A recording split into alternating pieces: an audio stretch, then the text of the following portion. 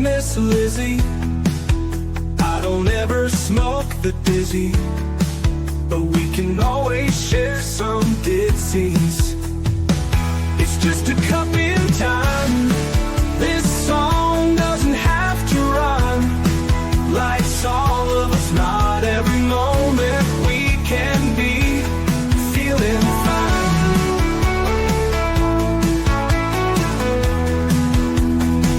I wanna share a moment, just a second if you will, maybe even a cup of thrill.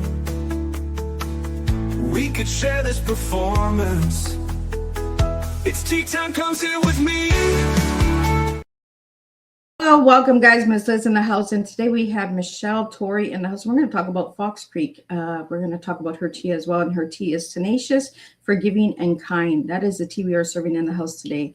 But before we get started, you guys know how Miss Liz rolls. Get over to all those platforms: LinkedIn, Facebook, TikTok, Instagram, Clapper, Lemonade, Blue Sky, all those good platforms out there, and give those a like, follow, and subscribe. And if you notice the guests are on those platforms, give them a follow as well, because that's how we do make a difference with supporting one another.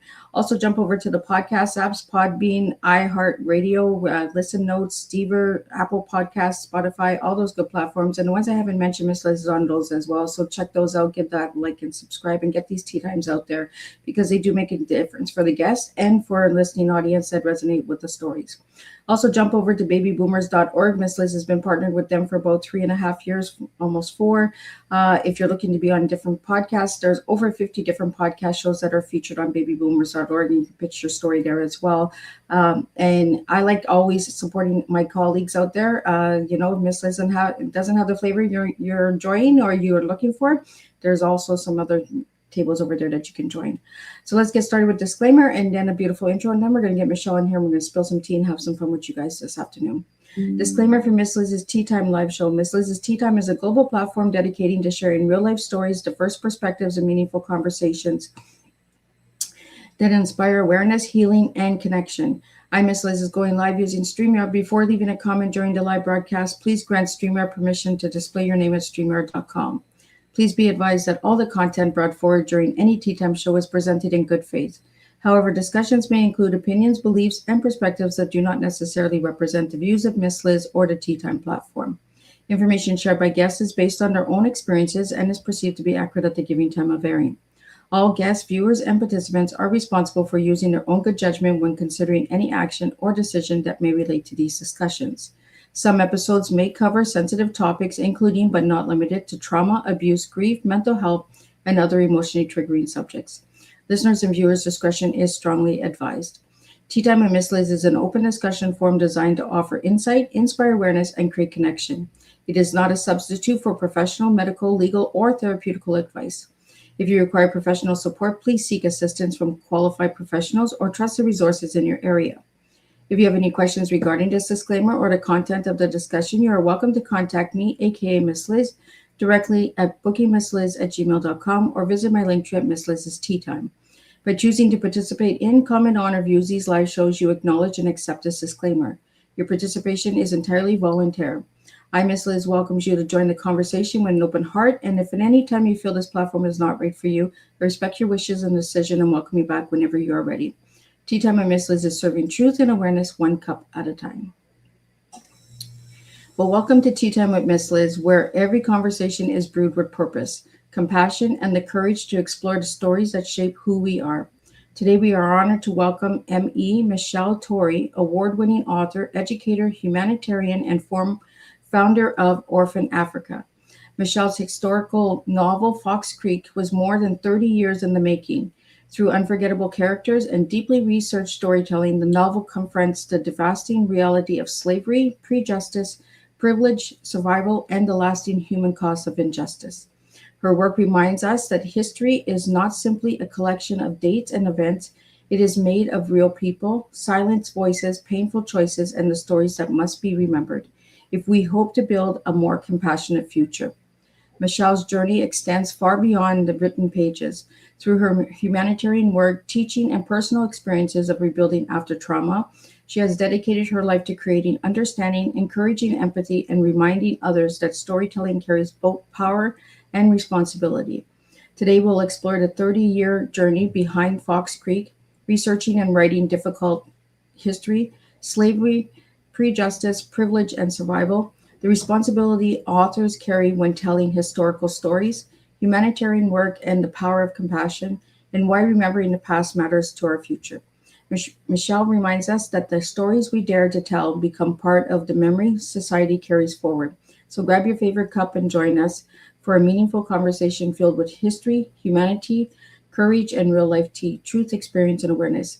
And let's welcome Michele to the table and let's spill some tea. Hello, Liz. Welcome, Michele. It is an honor to have you here. So, Michele, before we get started on Fox Creek, let's get to know you a little bit. So, who was Michele as a little girl, and who is Michele now? Okay. As a little girl, I was really gregarious, unafraid of anything. I was adventuresome, half tomboy, half frilly princess. I just loved life and was always in the middle of everything, a little bit bossy, sometimes quiet, and so on. That all took a nosedive in my teen years when I moved out of a very familiar area into an area that I knew no one. And also, I would say, kind of the long arm of patriarchy started to chip away at my self confidence and who I thought I was. And I started a very long road of self doubt. And I will say also self hatred all through my 20s, my teens and my 20s, and became very quiet and very withdrawn. And it wasn't until my mid 20s that I started to champion myself and come out of that sense of being less than anybody else. And I started empowering my own self through education and through good works, through writing. And today I see myself as very much like that little girl who was so unafraid of anything. So, Michele, how old were you when you started writing? In fifth grade is really when I first remember calling myself a writer. My fifth grade teacher gave us a homework assignment, and I pulled out all the stops on how to write a good story, and she loved it, published it in the school newspaper. And from then on, I thought, oh, I'm a writer. So it really started there. And from then on, I nurtured that part of myself. So, let's get into the Fox Creek because it took you over 30 years. So, what inspired you to write that story? Well, the inspiration goes actually back to my childhood because I was growing up in the elementary school age around the latter 60s, mid to later 60s. And at that time, we were experiencing as a nation a lot of civil unrest, racial unrest, unrest over the Vietnam War, and so on. And so we would see these black and white images on TV of riots and protesters and so on. And some of it was very violent. And instead of turning off the TV, my parents allowed us to watch those images, but they didn't leave it there. Instead, around the dinner table, we would discuss what we'd seen, and my parents would talk about the various issues that were at stake in these civil rights movements. And so I began to understand at a young age kind of what justice was and what injustice was and what oppression was and so on. And so carry that into my adulthood. I've always been a champion of those who are marginalized, those who are oppressed, those who were born into circumstances that don't benefit them in the ways that perhaps I've benefited in my life. And so now, 30 years ago, I took a trip to New Orleans. This would have been mid 90s took a trip to New Orleans with the intention of writing a ghost story in New Orleans. And so I'd done a bunch of research before I went. I get there and nothing was coming together as far as a plot goes for New Orleans. And, that's pretty weird because New Orleans is can be a very spooky city. It's got lots of history, as far as spooky stuff goes. And so you'd think something would come together. And instead, I felt drawn to the plantations up north. So I rented a car. I go up north to these plantations and I go in one after another.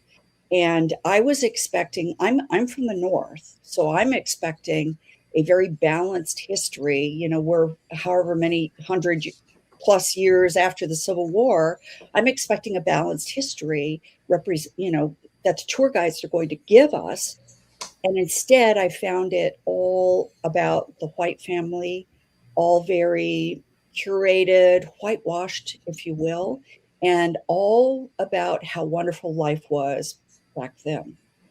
And with the background that I have in kind of the peace and justice, I was furious with what I saw, that nothing was said about slavery and about what the human cost was toward making those white lives so wonderful.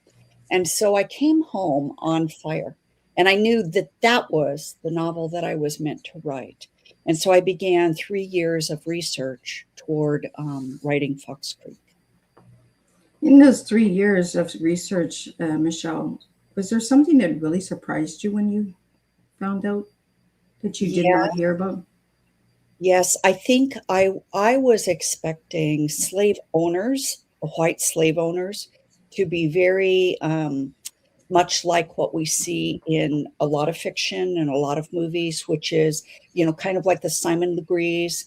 They're cruel. They are not likable. They're someone who you would, if you saw them today, you would never, ever choose to be their friend. But what I found was they're very much like people across the board. There were very benign slaveholders. There were very cruel and even psychopathic slaveholders. But then there was everybody in between. And I think that really surprised me. I was expecting, it to be weighted at the other end. But instead, I found myself reading journal after journal, or letter after letter of these slaveholders, and I found myself drawn to many of them, of thinking to myself, well, if I met them in real life, I would really like them. They were fun-loving people. They told jokes. They were kind to their families. They did their civic duty. They might send over a workforce to their neighbor's property if their neighbor was down on their luck or sick. They were good people. So I thought that's key. That's key. It's key in understanding who these people really were, that slavery and owning people was so mainstream that even the ordinary people would do this. Well, most sociopaths, right? They're like the next door neighbor. You don't know until you hear the story, right? Exactly. There's so much that's hidden behind closed doors that people, when they hear it, they're like, but he was the nicest person, or she was the nicest woman. Wouldn't have expected this from them. We do have a question here from Antonio, and it's, was there a particular historical event that became the foundation of Fox Creek? No. Now, Fox Creek is the first book in 3. It's a trilogy. Okay. And I have plotted the whole trilogy. I would say, it's going to take us, it starts in 1843, but it's going to end after the Civil War. So, the Civil War would be the big event that happens, which is really no surprise. But I would say outside of the Civil War, there's no one particular event that was the basis for my book. We have another question for you, Michele, and it's, how did your extensive historical research shape the story? Oh, gosh, it was, I couldn't have done it without 3 years of research. I think especially as a Northern person, as a white woman, I could not have authentically written through the voice of not only white slaveholders, Southern slaveholders, but also Black slaves without this extensive research. And in my research, I made very, very certain within a few months of starting my general research to keep narrowing it down and narrowing it down so that I eventually started reading what's called primary sources. And a lot of listeners will be familiar with what a primary source is. It's something that was written at the time by a person who's living it. So it might be a letter, a diary, a journal, a log, a plantation log, for example. And so I read dozens and dozens of them by slaveholders. Now, it's different with the slaves, and it's an important thing to understand. Now, it was illegal at that time for slaves to be literate. So slaves, for the most part, were illiterate.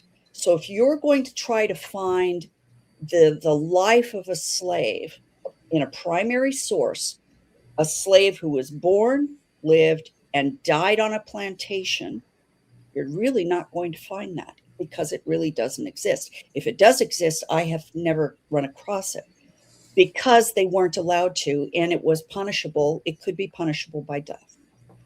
So what you do have are autobiographies or letters written by those slaves who escaped, and they might have escaped because they were literate, because they chafed against their masters.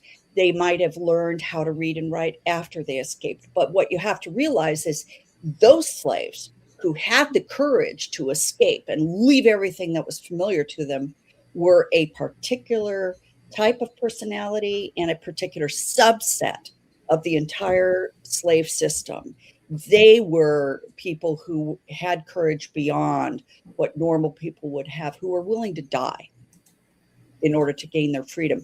And then the other subset of people who we have a history of were people from the 1930s.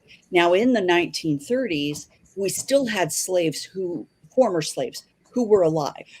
And FDR sent out a whole bunch of writers into these Southern communities and had them interview ex-slaves. It was one of the ways of putting people to work back in the Depression. And so we have these oral accounts from people who lived back in slave days, as former slaves.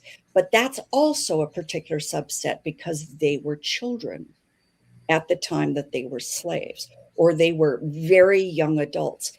And also, all these years have passed, and their memories may not be what it was. And also, you have to understand that Reconstruction, that period right after the Civil War, was very difficult on ex-slaves. They didn't often have food to eat. They didn't have necessarily anywhere to go. And they were also, they suffered under organizations like the KKK and, that kind of oppression. And so they may have looked upon their time under slavery more fondly than their time under Reconstruction. And so it's a very prejudicial Reconstruction. So there's that big silent part of slavery, the slave experience that you as a writer have to reconstruct. And that's true also of scholars. They have to reconstruct that because they don't really know.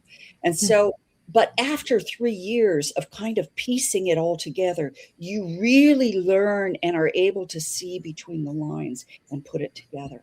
So it was fascinating to do that, but also critical. Yeah. Well, we have a couple questions that are coming in that I'd like to get to you, Michele. From Francis is, how did your background as an educator influence your writing? Well, I have to say I'm not an educator as such. So I was never a teacher in the school system. I did teach microbiology for a little while at a community college. And I feel like I'm a natural born teacher. And so I've taught at, let's say, author conferences and things like that. So I wouldn't necessarily call myself an educator, but I would call myself a natural teacher. I think for me, being a natural teacher means understanding how to clarify for something for people who do not know anything about something. So, how do you clarify? And you have to have this instinctual way of understanding where blind spots are going to be. And so I am able to do that throughout my fiction writing of understanding where are the blind spots going to be, how can I clarify, and so on. Well, you're talking about blind spots, and we have a question that came in about blind spots. Why do you believe ordinary people can become blind to extraordinary cruelty? Well, it's like the white slaveholders. And, I mentioned that I thought that many of them were very likable people. They were very ordinary people, um, people like ourselves, honestly. And they became blind to extraordinary cruelty because for a number of reasons. First of all, they'd been born into it. It was what they were raised knowing. And so when you're born into something, when it's something that you're raised knowing, you develop, I think, a blindness about it if it has to do with injustice in any way. So that injustice has become the norm. And you, as a child, accept that as the norm. You're an extraordinary child if you're able to question it. Okay. Even if you are a kind person at heart. I do think some slaveholders were able to question that, but were they able to buck the system enough to be able to say, well, I'm not going to do that as a slaveholder? And the reason why that would have been so difficult to do if you're immersed in that society is because being a plantation slaveholder was considered the pinnacle of Southern culture. So if you've got a pyramid and the top of the pyramid is slaveholding, being a slaveholder, if you want to reach the top of the cultural pyramid, that's what you achieve. So to be able to turn your back on that and say, no, I'm not going to reach the pinnacle. I'm not going to be the top of my society. I choose, even though I've been born into it, I choose to turn my back on it. You would have been in some ways outcast in your own culture. You might have needed to move north, move to where nobody knows you. So it would have been an extraordinary feat of kind of human justice of being able to do that. There are examples of that, but that would have been very, very rare. Why do you feel that there's always been this control of owning people? In the history of society, why do we always control one color, one race, one like? I never understood that. Why we do that? Oh man, that's a good question. I'm not sure it's really answerable. Although I have multiple answers to that, I'm not sure there's any one answer that you can pin down and say, and this is why. I would certainly say greed is a big part of it, needing to climb to the top. Okay. I can't climb to the top unless I'm climbing over other people to get there. I do give examples in my book, Fox Creek. The patriarchal slaveholder, one of my main characters, William, who's the patriarch of the family, he gives a reason to his sons. And he says, I'll give you an example. What would it have been like for Plato or Aristotle if they had been forced to perform their own menial tasks just to live life? What if they'd have had to empty their own chamber pots or, clean their own rooms or do what he's saying is neither Greece nor Rome would have been able to rise to their glory if they had not had a group of people set aside, the slaves, to perform all those menial tasks on their behalf. And that way they could aspire to their greatness. That's one thing that's really bugged me, Michele, over centuries. Reading about history, there's always one race or one culture that is always trying to empower the other one. Men over women, the voice, taking a woman's voice away and then taking the man's voice away. Like we're coming into in that new generation of women are overpowering men now. Like, we're just reversing the roles instead of understanding the roles and just getting along as human beings. Right. Yeah, I'm with you. There is no benefit to humanity for any one voice to drown out any other voice. I think we have to join hands, and we have to have a mutual bonding and respect for one another if we're going to grow and even survive as a human race. Absolutely. And I think that's where the human race is really destroying each other, right? It's like Yes. men will destroy men. Like we have a question here from Bubbles is what was the most challenging part of researching Fox Creek? Oh, most of my research was done back in the 90s. And this was, I think, right on the cusp of the internet, coming into being. So for me, the most challenging part was I would know that there would be a resource out there, a primary source, but finding it was like pulling teeth. I'll give you an example. I knew that there was a catechism that had been written, I think in the 1840s, 1850s, and it was specifically aimed for white slave owners to instruct their slaves. So it was a catechism for slaves. I think the exact title was Catechism for Colored Persons. And I knew it was out there, and I wanted that. I needed that resource. And so finding it was incredibly difficult. I had to get multiple librarians on it. And finally, they got it to me in microfiche, which was greatly degraded, and some of the pages were hardly readable.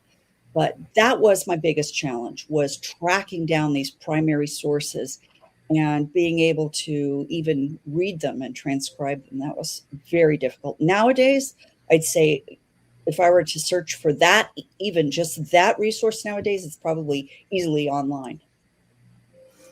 Michele, you just said microfiche. What is that? Okay, microfiche, I'm dating myself.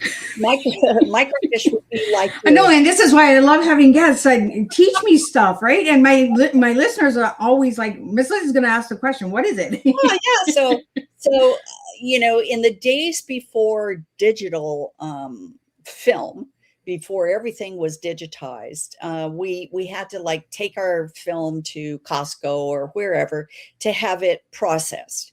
It was always first in what we'd call a negative. Okay. And if you've ever seen that negative, it will be that film, that cartridge. And if you were to pull it out, it would be brown color, sepia color. That would be what a microfiche would be, except a microfiche would be a bigger, let's say a postcard size of this sepia color kind of filmy type material. I would receive this from a library, let's say back east. My library would receive it. They'd say, okay, it's ready. I would go into my library, and they have what's called like a microfiche reading machine. You load it up into their machine, and it's basically amplifies the picture on your screen in front of you and shines a light on it. And it may be every single postcard size one might have many, many different pages of scanned data on it. It might be newspapers, each page. It might have 30 pages on one microfiche. So you have to go back and forth between all the microfiches, and you can zoom in and zoom out on the machine. So ancient technology. I'm glad it's part of the dust. I'm glad we on the internet. Thank God. Well, once it's on the internet, it's always on the internet, and this is, I love learning new things. And when my guests come on and they say words, my listeners are waiting for me to ask that question, because I want the younger generation to understand history as well, understand the technology that we used before the internet came along. You know, when you said negatives, I have a ton of negatives. My kids are always like, Mom, how do you look at that? And I was like, you put it up to the light and you can see the picture in it. Yeah. But thanks for letting us know what a microfiche is. Yeah. You know, this is what we need to do, is have these open conversations where we just ask questions and question things when we don't understand them, because this is how we learn. Right. We have a question here from the grown-up guide. Is, did writing this novel change your own perspective on history? Oh, I think it did. Probably in a multitude of ways, but the biggest way that I can think of is it changed my perspective in how our tragic history and our history between both whites and blacks really shaped our country moving forward. Our country, for me, being the United States of America, it shaped us moving forward, and the vestiges of that exist today. And I'm a result of that. Every single person who has ever lived in the United States has benefited from that in some way, or been harmed by that in some way, but they've never been unaffected by that in some way. It is everywhere. It is pervasive. It's part of the reason why I was born a privileged white, and I use that word privileged. I definitely was privileged, but I didn't realize that until I had done all my research into Reconstruction, because Reconstruction is really when you learn how the Black race was so methodically oppressed. You know, and a lot of people get offended when we say white privilege, right? Yes, But absolutely. really look back on the history and see how we were treated compared to others were treated. You know, sit back and read a history book once in a while. I'd love for the generation just to read history instead of a video game in today's world. Right. Um, I can truthfully say there has never been a time in my life, except for once, and it has to do with Fox Creek, where I feel like I was discriminated against for my race. Okay. How many Black people can say that? right. Yeah. Well, Michelle, we have a question here from Olivia, and it's, which lesson from history do you hope readers never forget? Oh, I think it goes back to your question regarding why do people oppress other people, other groups of people. I think that's the lesson I would hope we never forget in history, is the oppression of others never, ever benefits history. And in fact, it never benefits humanity. And in fact, humanity will always go backwards. It may not seem like it for the people who are on top climbing over the others, but it is true that as a species, as a race, we move backwards. And so if we're to move forward, if we're to help humanity to enter into a new phase of being in which we love one another, in which we respect one another and planet and other species, other plant, animal, we are going to have to do it with realizing that we cannot oppress anything else. And that will be on a personal plane all the way up to global. Yeah. Well, I'm going to bring your book up if you just want to tell the Yeah. audio listeners what we're looking at and how the cover came about. Okay, so the cover says Fox Creek, Book 1 of the Fox Creek Plantation Trilogy by M.E. Torrey. On the cover, it has a picture of a big tree. And in my mind, this tree is on the plantation itself, although it doesn't overtly show that. But the sun is setting through the trees, and it's a beautiful sunset evening, and you've got kind of an illustrated cotton boll off to the side, done in an ink wash. At the very bottom, you see kind of water. And so water is flowing by, and that's Fox Creek. The cover came about just by me just brainstorming with a cover artist. I didn't have the funds to hire an artist who would draw or paint me a cover. So this is computer generated. I hope to have an artist do my cover in the future sometime when I have a little bit of funds set aside for that. I think it's a really impactful picture because a tree stands for life. Yeah, yeah. You know, and you wrote about people's lives. We have a question here about why is it important to continue telling difficult stories about slavery today, Michele? Well, I think it goes back to what I said about how I believe slavery in the United States started it in terms of bringing masses of millions of Black people to the continent and then enslaving them. And then after the Civil War, having basically a plan on keeping an entire race subjugated. I think it's really important in moving forward that we understand our history, because unless we understand our history, we're not able to see through our history today and to see a lot of what's happening today within its context. I'll give you an example. The murder of George Floyd, you know, and how Black Lives Matter came out of that murder. Black Lives Matter was the response, a very, may I say, calm response by the Black community saying, hey, wait a second, Black Lives Matter. You cannot simply just murder Black people. This has to change. In response to Black Lives Matter, there was a counter response that said, all lives matter. Now, on the surface, all lives matter sounds reasonable. Of course, all lives matter. All lives are critical, all right? So then, but that was the response to Black Lives Matter. It was no, all lives matter. But what's wrong with that? What's wrong with that response? Here's what's wrong. It's white people saying to Black people, once again, we do not want to hear your side. Yeah. Be quiet. Okay.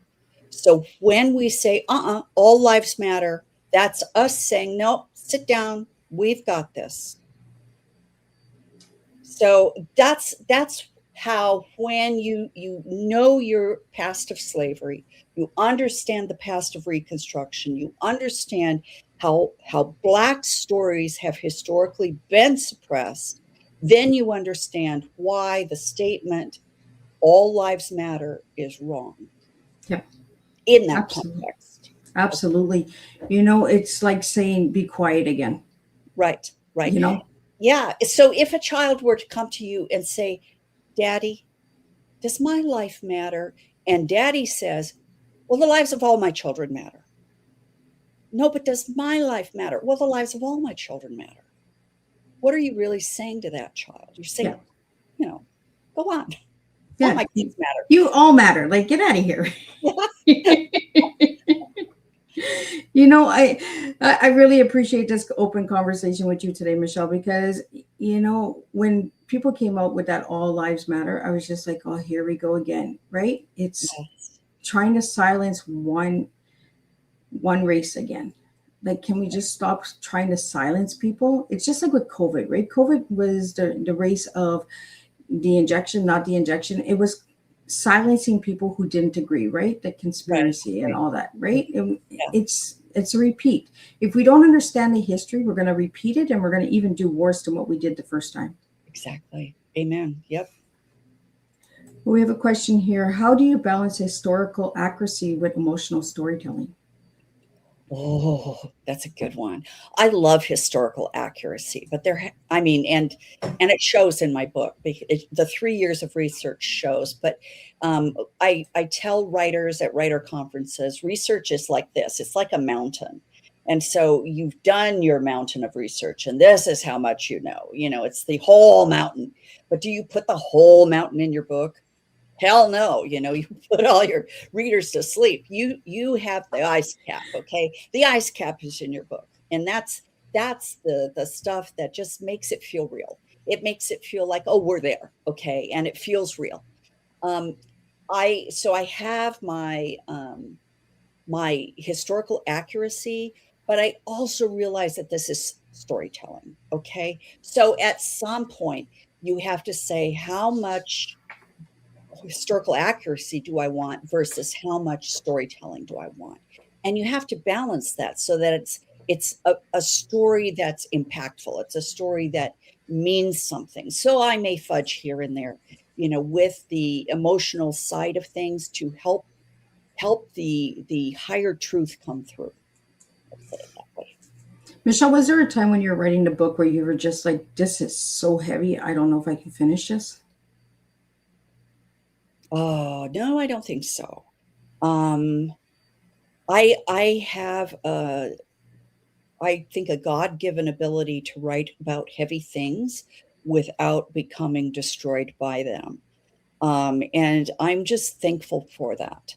So when I have to write, let's say, a heavy scene, I'm able to do the prep work for that scene, have, let's say, the juicy tidbits from research kind of laid out in front of me so that as I write the scene, it's all there. I don't have to stop and go looking for it. It's all there. And then I start my scene and I'm able to really just be there in my scene. And the trauma that may be in my scene, I'm able to feel that trauma, but I channel it. Okay. I channel it. So very little of it just like settles into my pores and, pushes me down. I'm able to channel it, but I'm also able to temper it to know just how much to give to where I don't cripple the reader. Because I don't want my reader to be so weighted with my story that they can't keep going. Yeah. Yeah. Especially when you're writing heavy stuff, right? I know my editors, when I wrote my story, they were like, you don't need to put all of that in. The reader will understand. Right. The reader fills in the blank spaces. So a lot of what happens in my book happens off screen. So we're not there. We don't see it. We hear about it. Okay. Hearing about it's different than seeing it. Hearing about a whipping's different than being there for a whipping. So I use that technique a lot so that readers realize, oh, wow, okay, there is a lot of cruelty happening here. Even while I like this slaveholding family, they're not all, butterflies and, bonnets.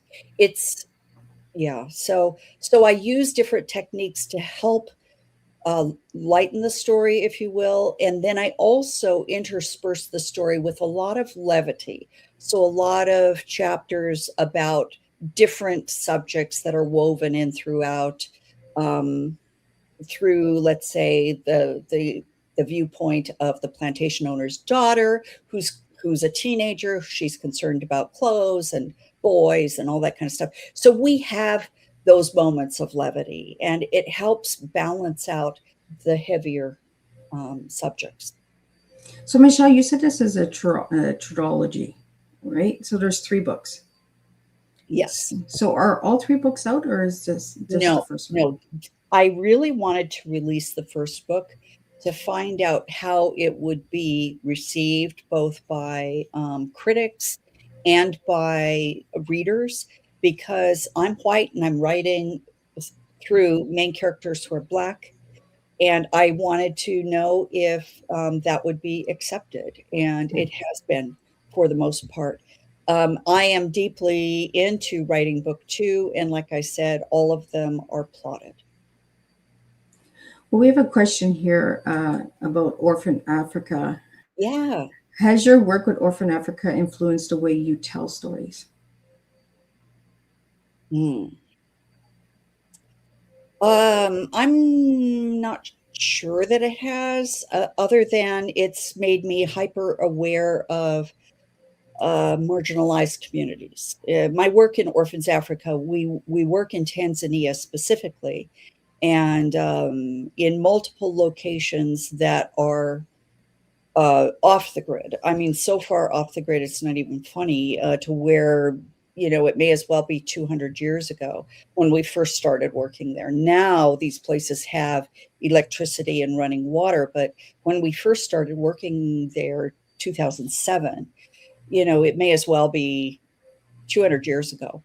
And so to see those lives being acted out where the world is completely unaware that those lives are there, and that those lives they're born there, they live there, they die there in that same village. I already knew that was happening, and by this time my book was already written. But it still just was confirming to me that this really does happen. People can be born and live their whole lives without any ripple effect outside of that community where they lived, because they're unknown, and they're so poor, and they have no technologies, and nothing gets beyond that village.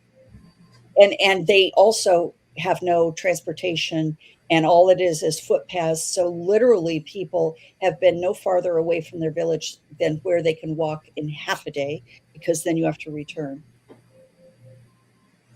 So tell us a little bit about Orphan Africa. How did it start, and what is it? So I co-founded Orphans Africa in 2007, along with my husband and a good friend, Lisa de Guzman. And we started in Tanzania with also the intention of climbing Mount Kilimanjaro. That's kind of how it all came about. But we volunteered at the home of a fellow who was the founder of an NGO there in Tanzania. So it was a group of Tanzanians.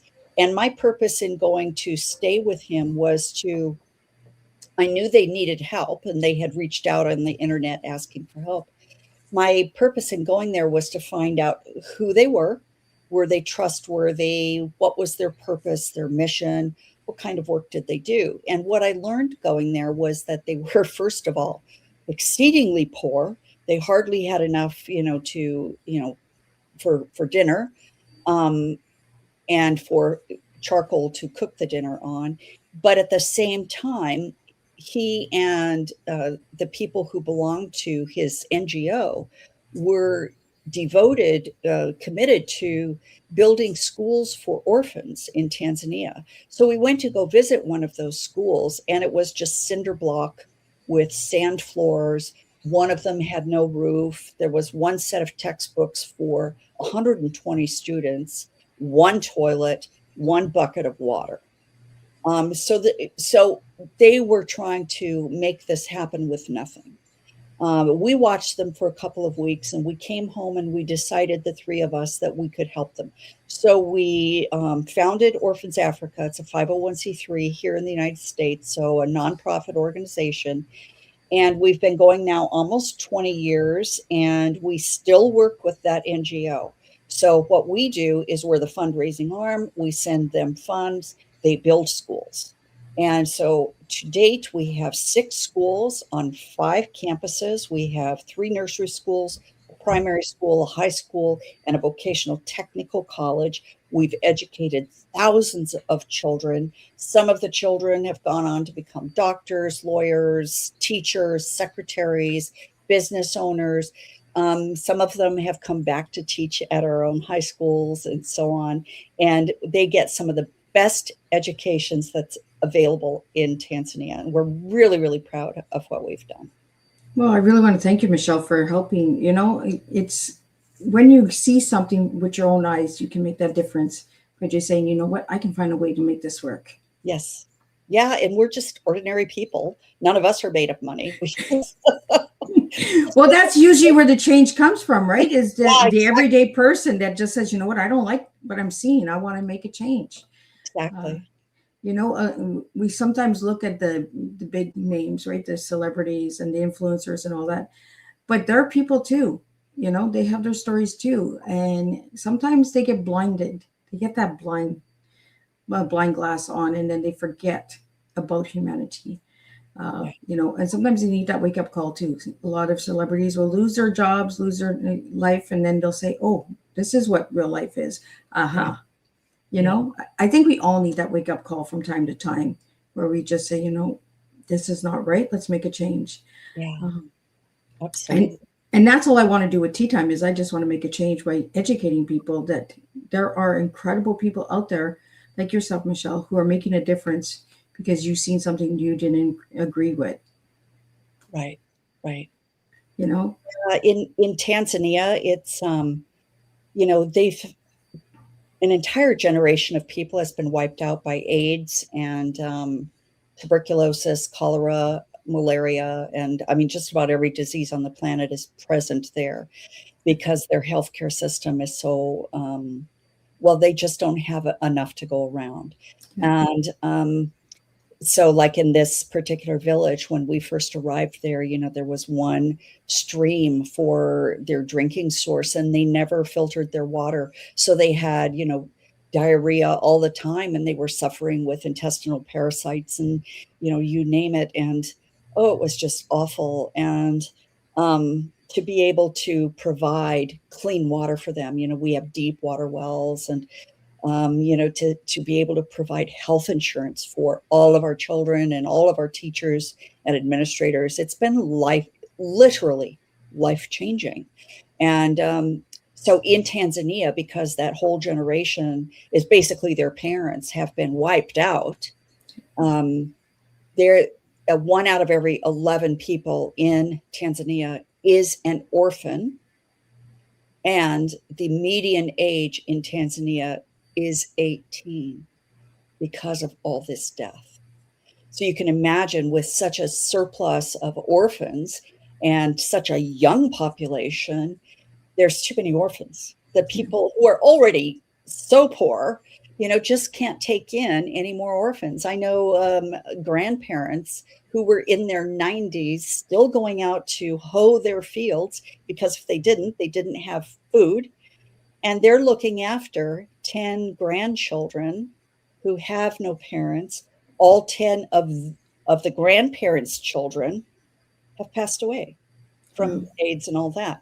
And so they have, I don't know how many grandchildren they actually had, but every time I went to go visit them in their little hut, they had a new crop of grandkids they were looking after and trying to get through school. Wow. It's just unbelievable. So, Michele, by writing this book, Fox Creek, what message do you want to leave to the world? Oh, gosh, I think I just want to leave the message of together, reader, writer, all the people who've experienced oppression or who've been oppressors, we can do this. We can do this. We can make this world a better place. We can move forward together. All it takes is the decision to do that. And we need to open ourselves also to healing, to being healed and to providing healing. I often see on the internet so much mockery from the left, from the right, from all sorts of folks. And I really think mockery needs to end. Okay. And we need to stop taking part in it. It's often quite fun to participate in mockery, but we need to stop and we need to be devoted to being healers in our world and for our planet. Absolutely. I agree with you. It's easy to jump on the board, right? It's like bullying. You jump in the bully train and then you don't even realize what you're doing anymore. Right. You lose yourself in it. Yeah. The internet is good for some things like this conversation, but it's also not good for other things. And we really got to start getting back to the education, start understanding life, start understanding human beings and stories, because I believe that storytelling is the new change in the world. Getting stories out there, bringing back the history, understanding the history so we don't repeat the history or make it worse than what the history was, and stop ignoring the history. We got to really keep the conversations going. Absolutely. Michele, what would your final message be for the listeners today out there? Oh, I guess my final message is I believe in humanity. I believe in the listeners. Just the fact that you're tuned in here means that there's a spark in you, no matter how small, that is ready to open. It's ready to be ignited. And I would say, listen to that. Be cognizant of that because it's there. It's ready. You're ready. We can do this together. And I do believe in you. So, Michele, if anybody wanted to reach out to you, where could they reach you? If you could just spell out the website for the audio listeners. Yeah, so reach me at my author website, which is www.metorrey, and that's TORREY.com. And before we wrap up, I just want to get your tea out there because people know that Miss Liz always asks us about the tea. The tea that you gave me, Michele, was tenacious, forgiving, and kind. Why'd you give me those 3 words? It takes tenacity to be where I am today with, the book that took me 30 years to write, as well as Orphans Africa and doing what we do, half a world away. What was the next word? Forgiving and kind. Forgiving. I try to be an example of forgiveness in my life. So it's very, very easy to hold on to grievances. What's difficult is to let the grievances go. And so, yes, I still get grievances, but the difference is I don't hang on to them. Okay. And so I work through them and I let them go and I pray about it and I let them go and let them go. And what was the last one? Kind. Kind. Okay. So kindness, I think, is where our world is going to be at. Give it a little time. Kindness is going to keep paying it forward and do your bit. I really enjoyed this conversation because I learned a lot from you, Michele. I've learned a lot about the history. And just because we're in Canada and the United States and another country, we can make a difference when we join together and have the open heart conversations. Slavery didn't just happen in the United States, it's happening globally. So let's remember that. Michele is sharing a story of Fox Creek. It happened in the United States, but there is slavery around the globe. So do your research and have that conversation with your children and your grandchildren. It doesn't have to be a heavy topic, but just make them understand that everyone has a right to a life, and let's get the history of slavery out there and keep it the conversation going because there's a lot to learn from them. A lot of resilience, a lot of strength in those stories. So thank you for that, Michele. Thank you so much for having me here. And thank you to the listeners and the tuners that came in and brought your questions. I always appreciate you guys. I always try to do my best to bring in guests that we can open up conversations like this, open heart and safe spaces. We're just going to do a recap of what today's tea time was, and then we'll be back with a returning guest of Doug Lawrence, who was on my radio show and on my tea time multiple times, and he'll be back and we'll be talking about the silent pandemic.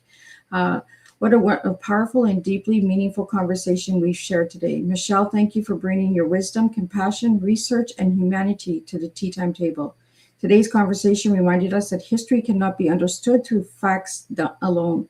We must also be willing to listen to the human stories beneath those facts, especially the voices that were ignored, erased, or never given the opportunity to speak. Through Fox Creek, you challenge readers to confront the realities of slavery, prejudice, privilege, injustice, and survival while never losing sight of the people whose lives were forever changed by them. We explored the responsibility of historical storytelling, the importance of remembrance, and the courage required to write honestly about some of humanity's darkest chapters. One of the greatest takeaways is this: when we refuse to remember history honestly, we risk repeating the pain it created. Your work reminds us that storytelling is not only about preserving the past, it is also about shaping the choices we make in the present and the future we leave behind. As we close today's tea time, I'd like to leave everyone with this thought. What stories have we inherited, and what responsibilities do we carry to make sure the truth within them is never forgotten? Remembering may be painful, but the silence has a cost too. Michele, thank you for using your voice to educate, challenge, and awaken compassion. Thank you for reminding us that every life matters and every story carries meaning, and humanity grows stronger when we choose courage over comfort. Until next time, continue seeking truth, continue protecting the stories that matter, and continue serving real life tea. Truth, experience, and awareness, one conversation at a time. And today's takeaway from myself is the past cannot be changed, but the way we remember it can change the future. When history is told with honesty, courage, and humanity, forgotten voices are restored and new generations are given the wisdom to choose a better path. And I'll see everybody at 7 p.m. and we'll do this all over again. Thank you, Michele. Thank you so much.